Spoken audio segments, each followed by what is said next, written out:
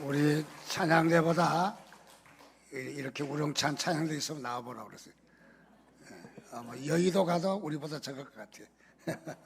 감사드립니다. 우리 옆에 분과 인사하겠습니다. 주의 이름으로 축복합니다. 오늘도 주의 이름으로 축복이 많이 흘러가는 귀한 복된 시간 되시기 바랍니다. 우리는 복을 받는 자가 아니라 복을 주는 자입니다. 믿습니까? 그래서 복을 나 때문에 옆에 분이 복을 받아야 돼요. 나 때문에. 옆에 분 때문에 내가 복을 받기도 하겠지만은 우리는 복을 흘러보내는 자가 돼야 돼. 줄줄 흘러갈 수 있도록 우리는 복을 받으려고 막 눈을 부릅뜨고 막 챙기려고 하지 마시고, 보면은 뭐 좋은 거 있으면 막 서로 가져가려고 챙기는 그런 사람도 혹 있더라고요. 우리 교회는 없지만은 우리 복을 흘러가는 그런 복이 되면 좋겠습니다. 계속해서 우리 칼빈주의의 5대 강령을 계속 공부하고 있습니다. 오늘은 세 번째 시간입니다. 다시 한번 칼빈주의 5대 교리 뼈대만 5가지를 우리 다시 한번 외쳐보겠습니다. 왜냐하면 시험에 납니다. 수능고사에도 날 거고 시험에 납니다. 꼭 암송하면 좋겠습니다. 첫째 하면 여러분들은 인간의 전적 부패라고 대답해 주시면 좋겠습니다. 첫째, 둘째, 셋째, 넷째, 다섯째. 요 5가지를 여러분들 꼭 외우시기 바랍니다. 다 의미가 있고 뜻이 있어요. 너무너무 칼빈주의 신학은 우리가 딱딱한 교리, 우리 교리하면 딱딱하잖아요. 굉장히 내 것이 아닌 것 같고 굉장히 추상적이고 이론적이고 그런 것 같지만은 칼빈주의 교리는 은혜입니다. 은혜가 넘치고 사랑이 넘치고, 그래서 고백이 넘치고 우리가 은혜가 넘치는 것이 바로 칼빈주의 교리입니다. 그래서 이 교리를 더 깊게 들어갈수록 우리에게 하나님의 은혜가 넘쳐요. 그래서 하나님의 은혜를 사모하고 하나님께 감사하고 하는 것이 칼빈주의의 매력이라는 것을 다시 한번 기억하시기를 바랍니다. 먼저 첫 번째는 우리 인간의 전적인 부패라고 했습니다.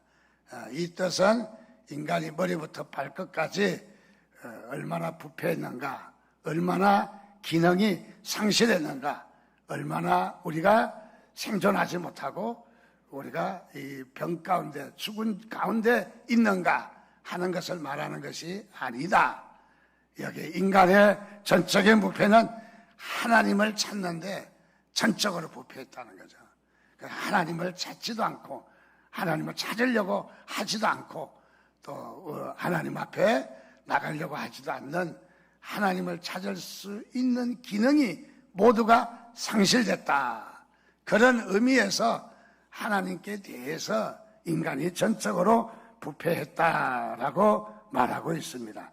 두 번째로 무조건적 선택은 하나님께서 당신의 백성들을 구원하시려고 막 물에 떠내려가는 사람을 이 사람 건지고 저 사람 건지고 저쪽에 건지고 그렇게 해서 무조건 건졌다, 그런 뜻이 아니라 여기에 무조건적 선택은 인간에게서 구원받을 만한 어떤 조건에 따라서 구원한 것이 아니다.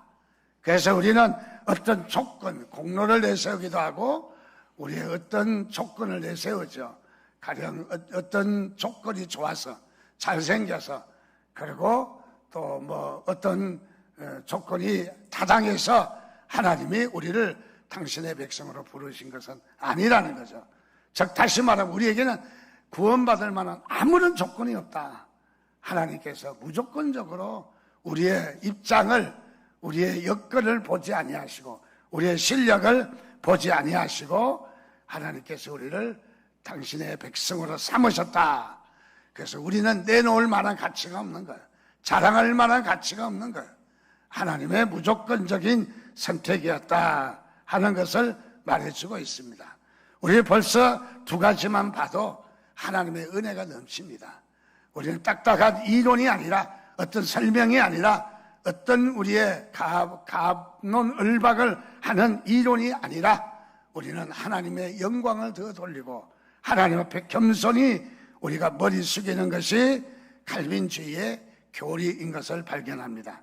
그래서 이 칼빈주의 교리를 맛보면은 하나님의 은혜를 감사할 수밖에 없어요. 그래서 이 장로교의 교리가 더더구나 매력 있고요. 또 이 교리가 우리가 더욱더 하나님 앞에 얼마나 은혜를 우리가 기억할 수 있는지 참 좋은 교리다 하는 생각을 갖습니다. 오늘은 세 번째 시간으로 제한 속죄라고 합니다. 제한 속죄는 무엇일까?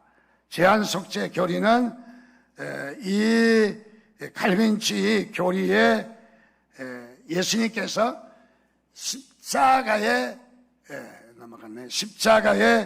이 사건이 누구를 위한 것이냐, 또 더 나아가서 누구를 위해서 속죄 사역을 하셨느냐를 분명하게 가리는 거예요.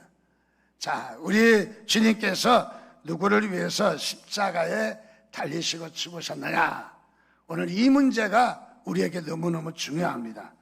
자, 그래서 분명한 답을 제시하는 것이 바로 제한 속죄, 바로 세 번째 시간이 되었습니다. 자, 그래서 예수님은 모든 사람을 위해서 하나님이 세상을 이처럼 사랑하사, 하나님이 세상을 이처럼 사랑하사 모든 사람을 사랑해서 당신이 십자가에서 죽으셨다, 그렇게 우리가 생각할 수 있지만은 그렇지가 않다는 거죠. 그래서 이 말을 우리가 좀 더 신학적인 말로 구분하면은 하나님께서, 예수님께서 십자가에 달려서 죽으신 것이 만인 구원설이냐, 온 인류를 위해서 죽으신 것이냐, 아니면은 제한 구원이냐, 제한되어 있는 거냐, 즉 구원받은 백성들이 모든 세상의 모든 사람들이냐, 아니면은 제한되어 있느냐, 이 말인 것이죠. 우리는 당당하게 말할 수 있는 것은 바로 하나님께서 구원의 백성 삼으신 것은 모든 인류 전체 다가 아니라 하나님께서 우리를 택한 자만을 위해서 제한 속죄, 구원받는 사람이 제한되어 있다는 말이죠. 그래서 어떤 사람은 그렇게 이야기합니다. 짜질하게, 속 좁게, 왜 하나님은 우리를 구원하시는데 특별히 어떤 사람은 택해서 그 택한 기준은 또 뭐냐, 그래서 그렇게 택해서 하느냐, 모든 사람을 다 구원하시지, 용서할 바에야 택한 사람이든지 간에 택하지 않는 사람이든지 간에 다 용서하실 일이지, 뭐 이렇게 마음 좁게 그렇게 하시냐 하는 그런 의견을 내세울 수도 있습니다. 자, 그러나 우리는 성경에서 분명히 말을 하고 있는 것은 바로 이 만민을 위한 속죄가 아니라 제한 속죄, 택자를 위한, 택한 자를 위한 속죄라는 것이 성경의 많은 부분에 나타나고 있다는 사실입니다. 즉 만인 구원설에 대해서 성경은 그렇게 이야기하고 있지는 않습니다. 하나님의 은총, 또 하나님의 은혜는 두 가지로 나누어집니다. 하나는 일반 은총이라는 것이 있고, 또 하나는 특별 은총이라는 것이 있습니다. 일반 은총은 누구나 받을 수 있는 은혜 또는 은총입니다.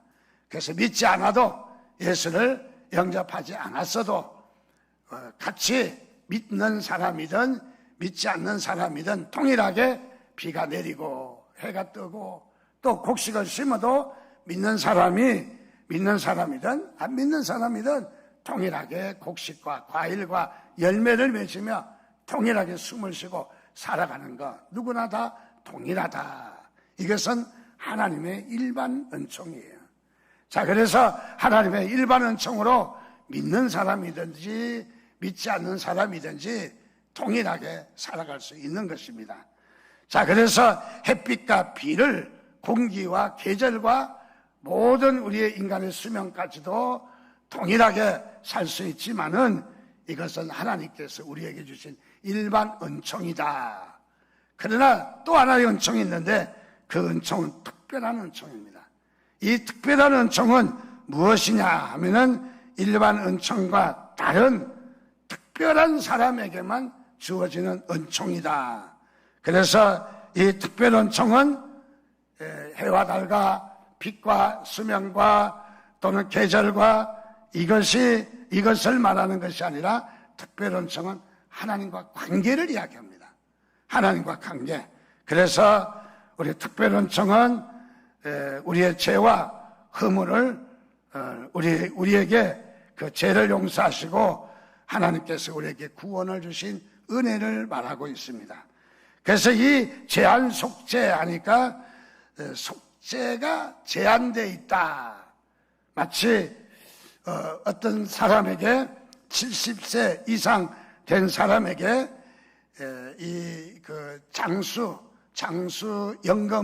장수수당을 준다라고 말했을 때 조건이 제한되어 있죠. 70세 이상이라는 말로 제한되어 있습니다. 즉 다시 말하면 재원이 많지 않기 때문에 70세 이상만 준다는 말이죠. 자, 그러나 여기에 제한 속죄는 묶여 있고 제한되어 있는 것을 말하기는 하지만은 어떤 그 은혜를, 어떤 그 특혜를 주는 사람의 입장에 제한되어 있다는 말이 아니에요. 여기에 70세 이상 노령수당을 준다 하면은 주는 쪽에서 재원이 제한되어 있는 거거든요. 그런데 우리 주님께서 피 흘려 죽으시고 속죄하시는 것은 주님의 십자가의 사건이 요만큼만 구원할 수 있다. 택한 자만 구원할 수 있다. 능력이 제한되어 있다 하는 뜻은 아니라는 거죠. 그 무엇을 이야기하느냐? 은혜 받는, 우리가 속죄를 받는 자의 입장에서 제한되어 있다 이 말인 것이죠. 그래서 속죄의 대상이 제한되어 있다 하는 것을 말해주는 것이죠. 그래서 예수 그리스도의 속죄가 무한한 가치가 있고 또 무한한 능력이 있지만은 그러나 그 효력은 제한되어 있다 하는 것을 말하고 있습니다. 그래서 우리가 속죄를 받고 구원을 받을 수 있느냐 하면은 바로 그 하나님이 택한 자만 구원받을 수 있다 하는 것을 말해주고 있습니다. 이 제한 속죄를 우리가 성경적 뒷받침이 있느냐? 만약에 성경적 뒷받침이 없다라는 말은 그건 가짜이거든요. 우리는 성경에 의해서 말을 할 수 있어요. 성경에 의해서 우리는 어떤 은혜든 어떤 교리든 어떤 우리의 사건이든 해석이 되어져야 합니다. 만약에 성경을 뒷받침이 안 된다면은 그것은 우리가 과감하게 내려놓아야 합니다. 성경보다 우리가 더 앞서갈 수는 없어요. 성경보다 어떤 우리의 상식이나 우리의 어떤 그 원칙을 더 이상 주장할 수는 없다는 것이죠. 그래서 성경에 그런 예가 있느냐? 성경에 그런 뜻을 말하고 있느냐? 그래서 성경의 근거가 가장 중요한 겁니다. 자, 이 제한 속죄가 과연 성경의 근거가 있느냐? 성경의 근거를 못 대면 그건 이단인 거죠. 그래서 성경의 근거가 중요합니다. 자, 성경의 근거를 몇 가지를 살펴보면 첫 번째 마태복음 1장 21절 말씀입니다. 우리가 성경 봉독으로 같이 했던 말씀입니다. 아들을 낳으리니 이름을 예수라 하라. 이는 그가 자기 백성을 그들의 죄에서 구원할 자이심이라. 여기에 예수 그리스도의 이름의 뜻이 무엇인지 나와 있습니다. 그 이름의 뜻은 다름이 아니라 그가 자기 백성을 그들의 죄에서 구원할 자라는 뜻이라는 거죠. 이름의 뜻이 그분의 존재고 이름의 뜻이 그분의 오신 목적이고 이름의 뜻이 바로 그분이 할 사역이라는 것이죠. 자, 그분이 오신 목적과 사역과 그분의 존재 목적은 뭐냐? 자기 백성이라고 그랬습니다. 온 세상에 있는 모든 민족, 모든 사람들, 흑인이든 백인이든 황인족이든 구분하지 않고 모든 사람들을 다 죄에서 구원한다? 아니라는 거죠. 어떤 자만 구원한다? 자기 백성만. 그래서 성경에 분명히 자기 백성을 그들의 죄에서 구원한다라고 말씀하고 있습니다. 자, 자기 백성을 구하러 오셨어요. 우리 주님이 오신 것은 모든 인류를 다 구원하러 오신 게 아니라는 것을 다시 한번 우리가 짚고 넘어갑니다. 즉, 이 말씀은 자기 백성만 위해서 구원하러 오셨다. 속이 좀 좁아도 없을 수 없습니다. 성경에 그렇게 말하고 있으니까. 그래서 자기 백성을 구원할 자다라고 말하고 있습니다. 그래서 자기 백성에 대해서 강조하는 것은 바로 조건 없이 택한 자를 말하고 있는 것이죠. 요한복음 6장 35절에서 37절 말씀에도 보면 예수께서 이르시되 나는 생명의 떡이니 내게 오는 자는 결코 줄이지 아니하실 터이요 나를 믿는 자는 영원히 목마르지 아니하리라. 그러나 내가 너희에게 이르기를 너희는 나를 보고도 믿지 아니하는도다 하였느니라. 아버지께서 내게 주시는 자는 다 내게로 올 것이요 내게 오는 자는 내가 결코 내쫓지 아니하리라. 자, 예수님이 먼저 어떤 잔지를 이야기합니다. 당신은 생명의 떡이라는 거예요. 당신은 구원할 능력이 있다는 거죠. 생명의 떡이라는 말은 우리의 생명을 붙들고 계시다는 거죠. 그리고 그는 내게 오는 자는 결코 줄이지 않는다. 예수님께로 오는 자는 예수를 믿고 예수를 따르고 예수를 나의 주 나의 하나님으로 고백하는 자는 줄이지 않는다는 거예요. 굶어 죽지 않는다. 줄이지 않는다는 거죠. 나를 믿는 자는 영원히 목마르지도 않는다. 그리고 내가 너희에게 이르기를 너희는 나를 보고도 믿지 않고 찾지도 않고 나에 대해서 또 믿지도 않는다. 믿지도 않는다는 것을 문책하고 있습니다. 믿지 않는 것을 책망하고 있습니다. 나를 보고도 믿지 않는다. 우리 예수 그리스도를 많이 경험을 하고도 복음이 많이 전달됨에도 불구하고 그리고 이런 말씀 저런 말씀 이런 체험 저런 체험을 하면서도 하나님을 자예수 그리스도를 믿지 않는다는 거예요. 그래서 아버지께서 내게 주시는 자는 아버지께서 택한 자는 다 내게로 온다. 하나도 빠짐없이 택한 자는 다 내게로 온다. 내게 오는 자는 결코 내어쫓지 않고 다 구원한다 하는 의미를 가지고 있는 말씀입니다. 그러니까 우리 주님께서는 여기에 말씀을 밑받침에 이야기하고 있는 것은 택해서 구원받을 자도 있지만은 구원받지 못할 자도 있다라는 걸 이야기합니다. 그러면 누가 택함을 받았는가? 누가 구원을 받았는가? 그래서 우리는 옆에 있는 분을 눈치를 보고 따져보고 또 우리 생각해보고 하지만은 우리가 알 수가 없어요. 누구를 구했는지. 또 지금은 아닌 것 같은데 마지막 숨이 넘어가는 장면에 정말 우리의 생명이 꼴딱하고 넘어가기 직전에도 하나님 찾는 사람도 있기 때문에 예수를 영접하는 사람도 있기 때문에 자, 그래서 우리는 이 예수 그리스도를 믿고 구원받을 자가 있다 하는 뜻을 말해주고 있지만은 또 하나의 뜻은 구원받지 못할 자도 있다 하는 것을 분명히 말해주고 있습니다. 자, 오늘 우리는 하나님의 자녀로서 내게 주시는 자는 하나님 아버지가 아들 예수 그리스도에게 십자가의 사건에 우리를 보내주신 자를 믿으시기 바랍니다. 그래서 주께로 가는 자는 오는 자는 내가 결코 내어쫓지 아니하리라. 우리 주님은 한 번도 저와 여러분들 외면하지 않았습니다. 우리를 마다하지 않았습니다. 우리와 상관없다고 뒤돌아서지 않았습니다. 우리를 당신이 십자가에서 피 흘리시며 우리를 사랑하시고 우리를 안으시고 우리를 항상 격려하시고 축복하시는 하나님의 은혜가 저와 여러분 가운데서 풍성한 줄 믿으시기를 바랍니다. 다시 요한복음 10장 26절에서 29절 말씀해 보니까 너희가 내 양이 아니므로 믿지 아니하는도다. 내 양은 내 음성을 들으며 나는 그들을 알며 그들은 나를 따르리라.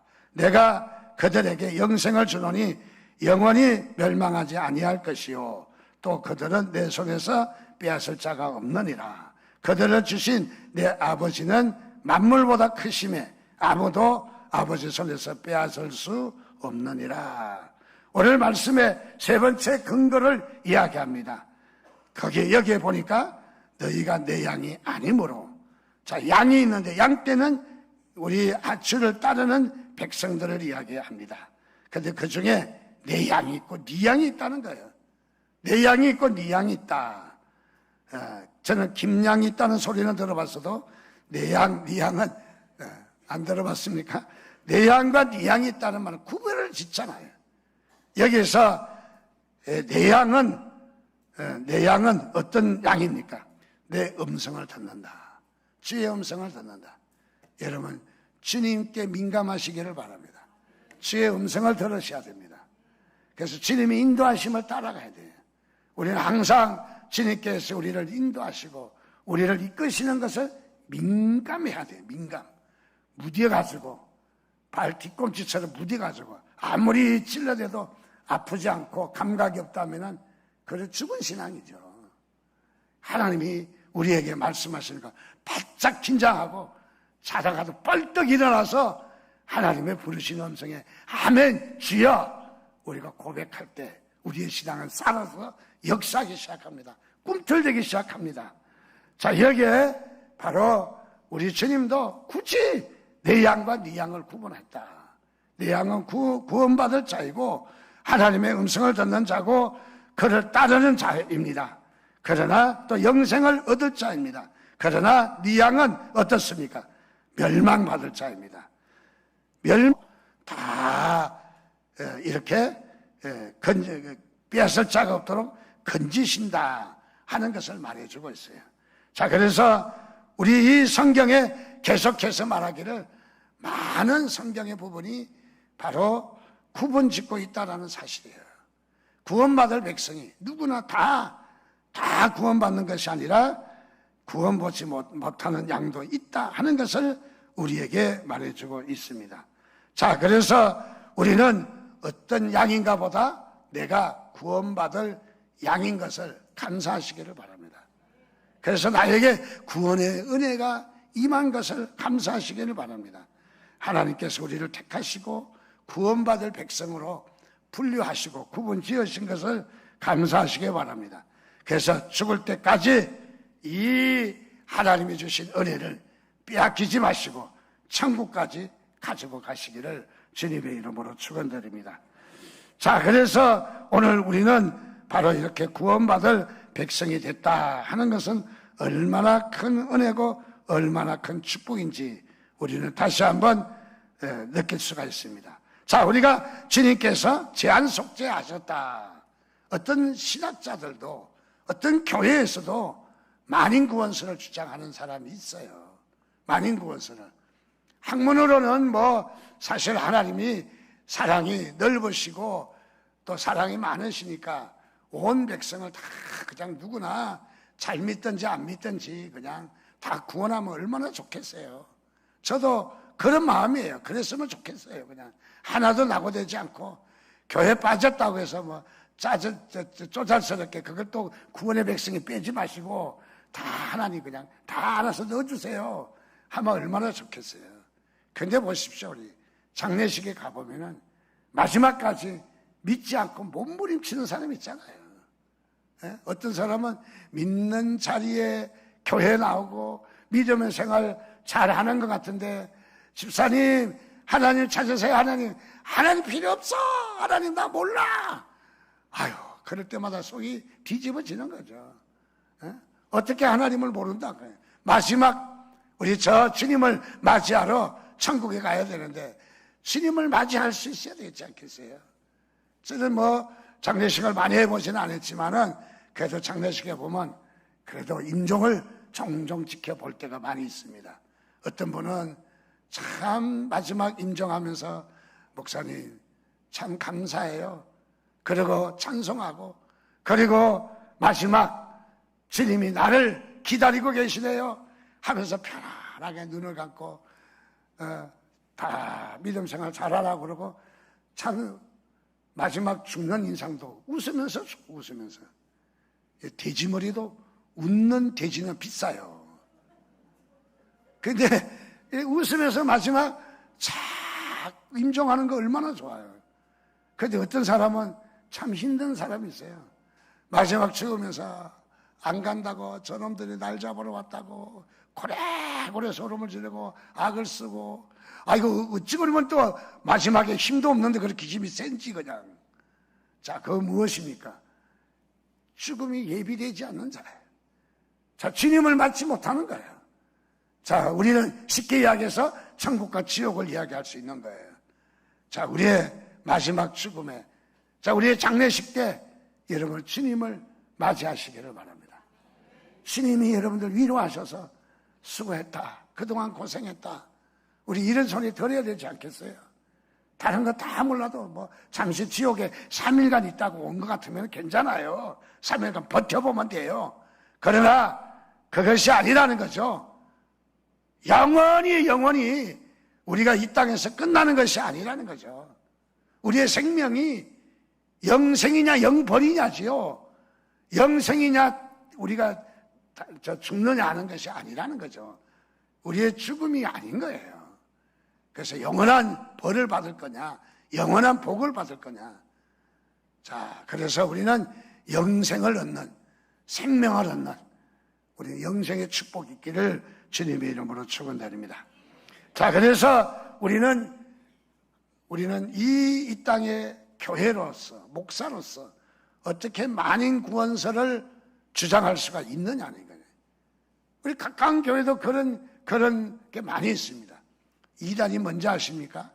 이단은 다름이 아니라 우리에게 하나님 말씀에 대해서 가감하는 거하고, 두 번째는 예수 그리스도의 구속의 사역을 제한하거나 부인하는 거예요. 예수 그리스도의 구속의 사역을 제한하거나 부인하는 거예요. 이단들이 어떻습니까?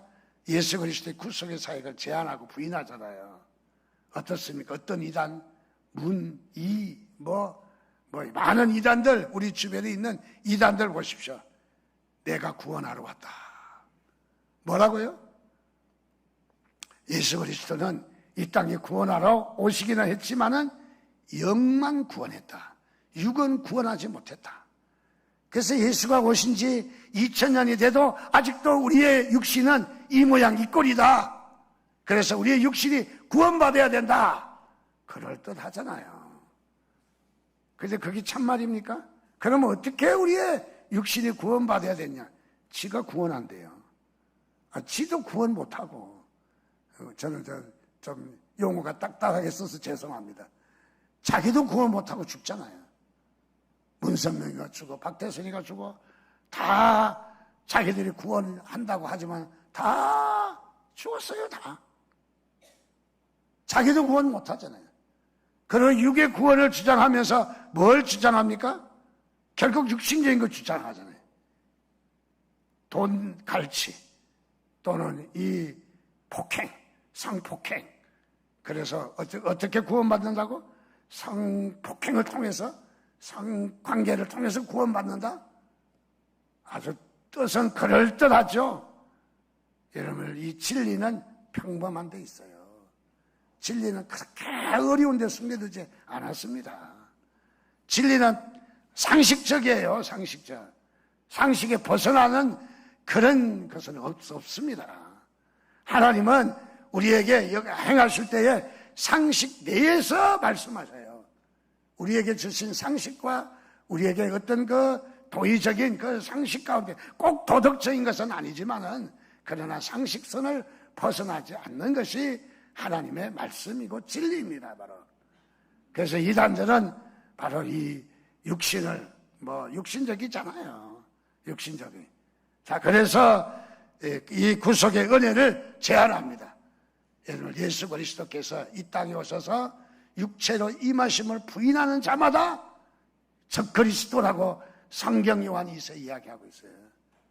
예수 그리스도가 육신의 우리의 육신을 구원하는 일에 조금도 부족함이 없는 거예요. 조금도. 우리는 예수 그리스도 요만큼은 구원하고 요만큼은 구원하지 못했다. 다 그거는 악한 영입니다. 사탄입니다. 절대로 우리가 넘어가면 안 돼요. 절대로. 자, 그래서 우리를 택한 자만을 위해서 주님께서 십자가를 지시고 피 흘려 죽으시고, 그리고 주님께서 이 택자들을 위해서 싸우시고 계시는 것을 믿으시기 바랍니다. 오늘도 저와 여러분을 편히셔요. 그래서 구원을 이루시기 위해서 싸우시고 계시는 것입니다. 그렇기 때문에 우리는 잘난 것이 없어요. 구원받게 된 것이 우리에게 조건이 있는 것이 아니라, 우리가 누구나 다 구원받는 것이 아니라 제한받는다는 거죠. 제한받는다는 거. 어떤 할아버지가 옛날에 우리 몸보신하면 보신탕 있잖아요. 보신탕 집에 도살장에 갇혀있는 개를 보았어요. 생기기도 잘 생기고. 그래서 지나가다가 그 개가 곧 도살당해서 탕으로 된다는 생각을 하니까 너무 안타까워요.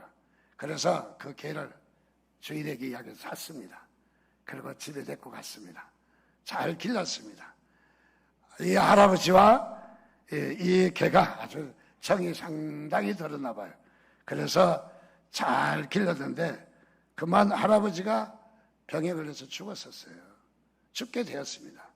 죽게 되자 개가 할아버지 따라서 식음을 전폐하고 개가 따라서 죽었어요. 개도 따라 죽었어요. 그래서 많은 사람들이 이야기하기를, 야, 자기를 구해준 은혜를 잊지 않고 개가 주인이 죽자 자기도 죽는구나 하고 칭찬을 많이 했습니다. 이 장면을 아주 잘 지켜보던 이 노인의 부인이 보게 되었어요. 이 부인이 교회 목사님께 달려와, 목사님 다리마이라 이야기를 꺼내는 거예요. 무슨 얘기냐 하니까 나는 개만도 못합니다. 그래서 무슨 소리냐 하고 물으니까 개는 주인이 죽었다고 식음을 전폐하고 따라 죽는데 나는 사랑하는 남편이 죽어도 밥이 잘 넘어갑니다. 이거 큰일 아니에요? 문제 아니에요? 밥 한 끼도 안 걸르고 다 먹었다는 거야. 자, 무엇을 이야기합니까?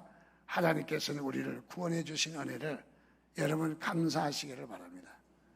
우리는 입이 10개가 있어도 정말 만입이 내게 있으면, 우리 만입이 있다면 주님의 은혜를 감사할 뿐이잖아요.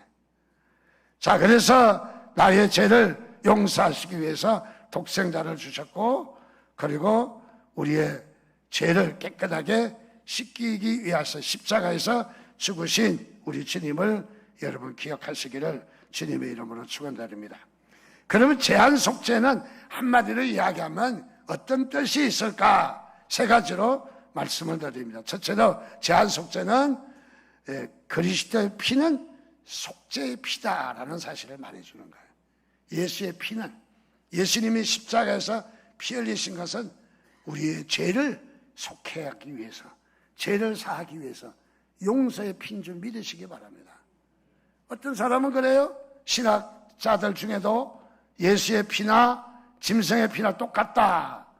물론 분석해보면 거기에 적혈구가 얼마가 있고 그게 영양소가 얼마 있고는 차이가 안 날 거예요.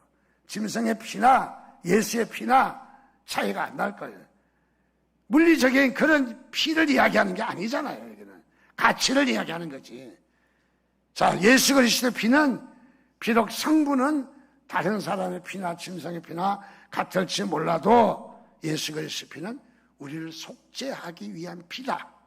여러분 믿으시기 바랍니다. 우리는 절대로 양보할 수 없어요. 예수 그리스도의 피를 우리는 가치를 우리는 평가하거나 절하평가하거나 우리가 무시할 수 없다는 거죠. 예수 그리스도의 피는 속죄의 피다. 그래서 예수 그리스도의 피만이 우리의 죄를 사할 수 있다 하는 것을 믿으시기 바랍니다. 구약에는 제사 제도가 있었어요. 짐승의 피로 제사를 지내게 했어요. 우리가 죄를 지면 짐승을 잡아서 제사를 지낸다는 것은 먼저 첫째로 죄의 책임성을 이야기하는 거예요. 죄에 대해서 너는 너의 책임이 있다라는 거예요. 소 한 마리를 사야 되고, 양 한 마리를 사야 되고, 염소 한 마리를 사야 되고, 비둘기 한 마리라도 사야 되잖아요. 가난하면은.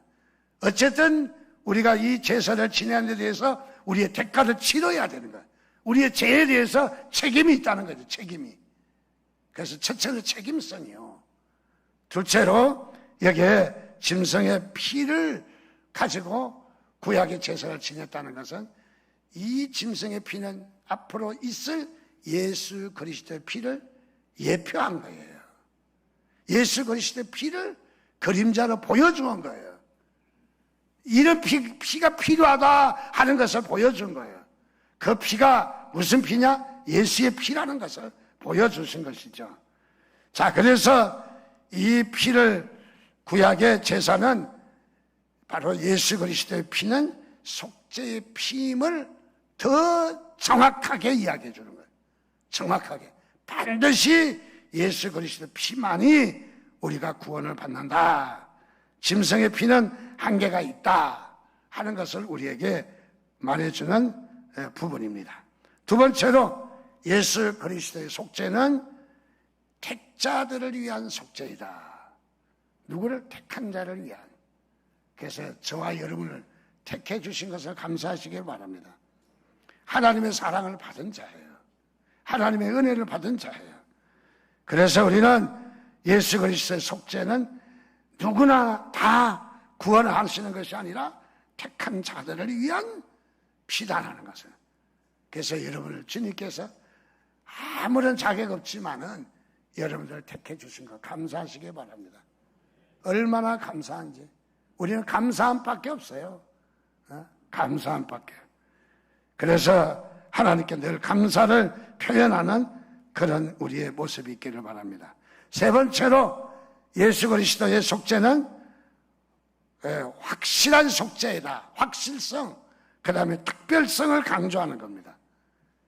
예수 그리스도 피는 우리의 구원받기에 만족한 것을 믿으시기 바랍니다. 조금 더 부족하거나 모자라지 않다는 것입니다. 그래서 예수 그리스도의 피는 반드시 우리를 죄를 용서하시고 우리를 속죄하신다 하는 것도 여러분 믿으시기를 바랍니다. 그래서 우리는 이제 마지막 성도의 견인이라고 있는데 우리 성도는 고난이 있고 어려움이 있고 참고 견디면은 반드시 구원받는다는 거예요. 우리는 이 땅에 믿음 생활하면서 때에 따라서는 좀 참고 견뎌야 합니다. 그게 성도의 견인입니다. 그러면 예수 그리스도의 피로 말미암아 우리를 완벽하게 구원해 주실 줄로 믿습니다. 우리 그 철로역정이라고 있잖아요. 철로역정. 한번 책을 보셔도 좋고 또 너무너무 귀한 책입니다. 성경 다음으로 읽히지는 책입니다. 거기에 기독도가 유혹과 미혹과 우리의 이 땅의 여러 가지 시험을 자만과 교만과 시기와 질투를 다 이겨내고 마지막 천성문을 향해서 들어가는 그 여정의 일이 바로 우리 철로역정인 것이죠. 오늘도 주님께서 저와 여러분들을 구원의 자리에서 낙오되지 않고 끝까지 우리를 인도하실 줄 믿으시기를 주님의 이름으로 축원드립니다. 그래서 우리의 구원은 100% 확실하다. 믿습니까, 여러분? 반드시 구원받을 자다. 구원에 낙오될 자가 없는 것을 믿으시기 바랍니다. 여러분 옆에 분에게 인사하겠습니다. 집사님, 반드시 구원받을 자 있습니다. 저보고 이야기하지 말고 옆에 분요. 반드시 구원받을 자 있습니다. 믿습니까? 다시 한번 묻습니다. 믿습니까? 예, 여러분 한치도 오해됨이 없고 부족함이 없기를 주님의 이름으로 축원드립니다. 기도하겠습니다. 우리 한 목소리로 주님 앞에 같이 기도합니다. 같이 기도할 것은 하나님 우리를 구원의 백성 삼아주신 것 감사합니다. 누구나 다 구원받는 거 아닌데 우리를 구원의 자리로 인도해 주신 것이 얼마나 고맙고 감사한지요. 오늘도 우리가 감사의 고백으로 우리 한 시간 같이 기도하는 시간 갖겠습니다. 같이 주여 한번 부르짖고 기도합니다. 주여.